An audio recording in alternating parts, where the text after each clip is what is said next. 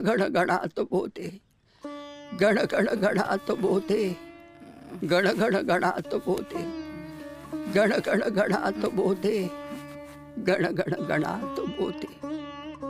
तुमचा गुरुबंधू वैकुंठ गमन करतोय, त्याचं पूजन करा. माळ घाला, बुक्का लावा.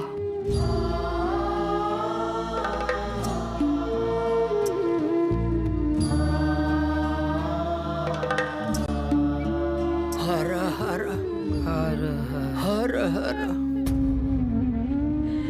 हर हर. आमचा गुरु बंधू केला महाराजा, आमचा गुरु बंधू केला.